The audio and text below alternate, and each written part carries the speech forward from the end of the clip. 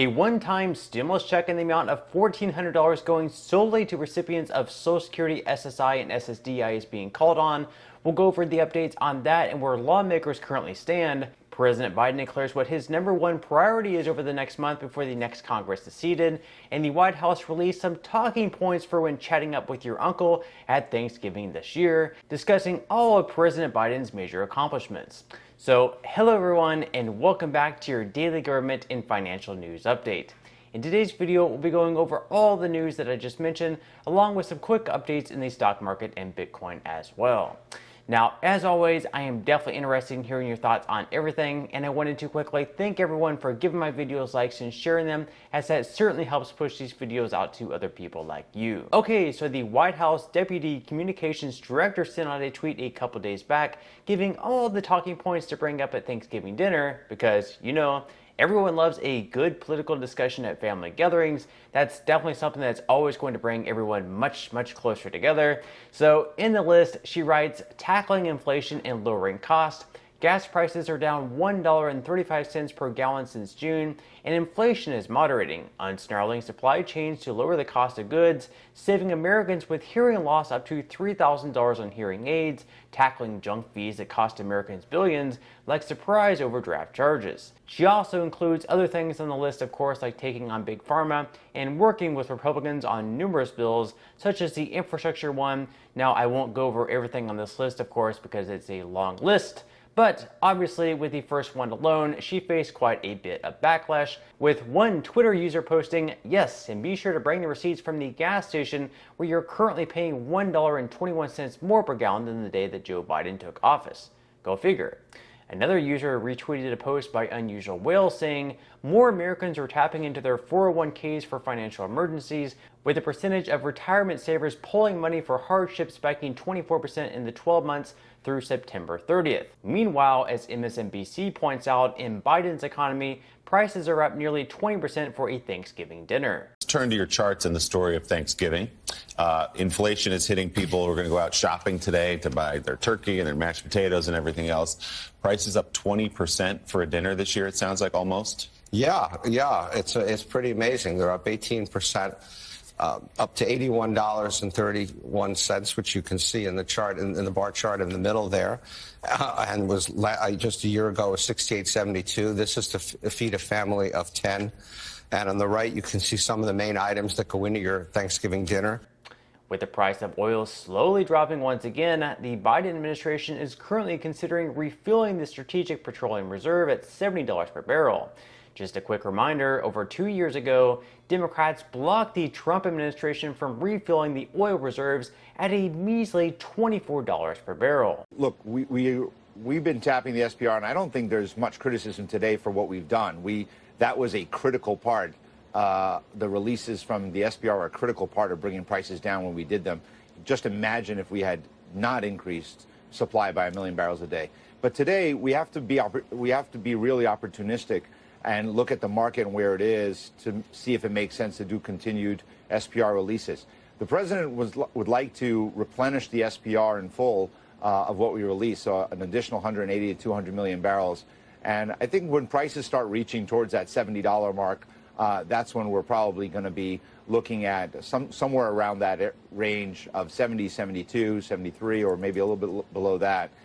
We'll look to immediately begin to increase and to repurchase oil into the SPR. And that's because we need to have an SPR that is fuller than it is today for national security and economic emergencies in the future. Yesterday, President Biden announced what his biggest priority was before the new Congress came in next year. Now, one might guess this to be something to lower prices, to lower down inflation, hopefully make the cost of living much easier for most Americans, specifically those on fixed income such as Social Security. But instead, his focus will be on more gun control during the lame duck session. This comes amid more mass shootings recently, one being in Colorado and the other being at the University of Virginia. So now, Biden said he would like to pass a bill banning assault rifles, saying that it's ridiculous that red flag laws are not being enforced across the country. He also said that the idea that we still allow semi-automatic weapons to be purchased is sick, that it has no social redeeming value, and that there's not a single solitary rationale for it, except profit for the gun manufacturers.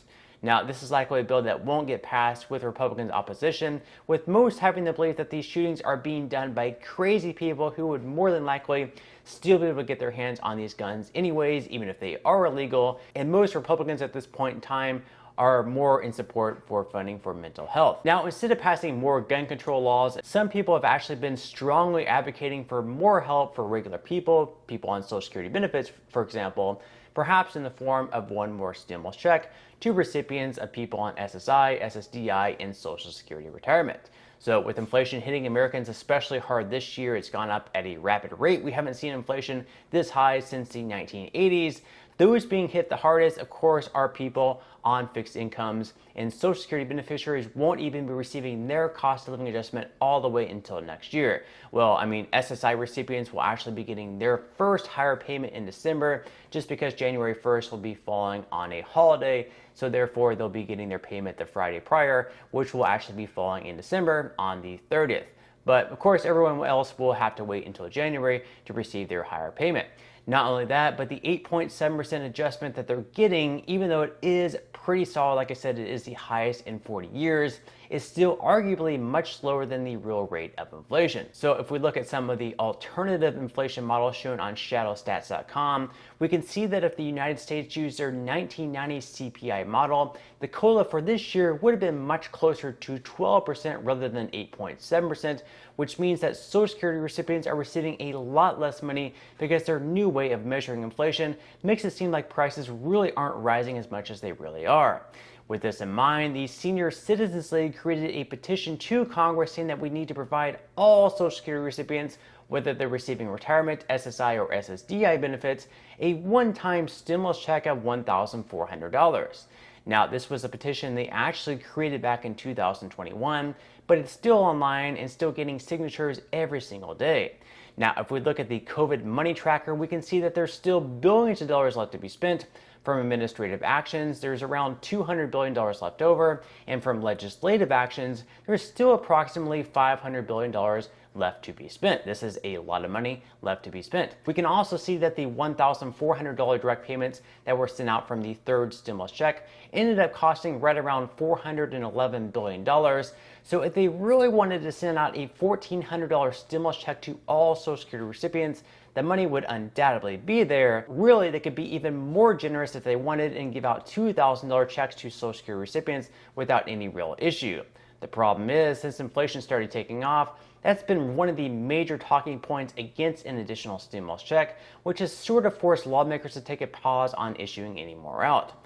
Rather than issuing stimulus checks, Bernie Sanders actually proposed sending seniors $1,000 debit cards, which he said they could use for dental visits, hearing aids, or eyeglasses. But of course, I really don't know what would stop them from being able to use it for anything, such as perhaps groceries or gas. Sanders said that these debit cards would be sent to individuals earning less than $75,000 per year, or for joint filers, $150,000. Now, this was another pitch back in 2021, so we'll just have to wait and see if Sanders continues to push this year, with people struggling more than ever to make ends meet. Now, with that said, I am curious what all of you guys think about this. Would you like to see them send out some type of debit card like $1,000, even if there is some type of restriction on what it could be used for, say dental or doctor's visits? Or would you rather just receive direct cash in the mail or like a direct deposit, something like that, where you could pretty much spend it on anything that you would like to? As always, leave your thoughts in comments below. Now, I'm just going to real quickly move into some money news, where the market was closed yesterday in observance of Thanksgiving, but today the market will open up once again today to close out the week. Now, so far this year, the S&P 500 has fallen by over 16%. The Dow Jones has also fallen by 6.54%, and the Nasdaq has really just done the worst, with tech stocks getting hit especially hard, in the red by over 28%. Now, things have improved a good bit since September, so investors hope the market can close the year out on a strong note. As far as Bitcoin goes, it's been pretty much completely flat over the last day, and is still currently sitting in the mid 16,000s. Now, with that said, if you would like to receive up to 12 free stocks and $5 worth of Bitcoin, in the comment section below, I will leave a link where you can receive just that from my partner in Webull. And even if you don't feel like investing at this time for whatever reason, once you receive the free stocks, what you can always do is just sell them for what they're worth and then transfer that money right back to your bank account.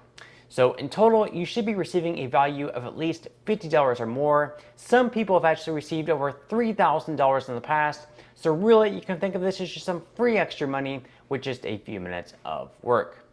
But on that note, I'm going to go ahead and wrap up this video. If you enjoyed the content in today's video and you would like to see more like it, make sure to give this video a like, subscribe to my channel, and also ring the notification bell. That way you will be the very first to be notified when I do release future videos.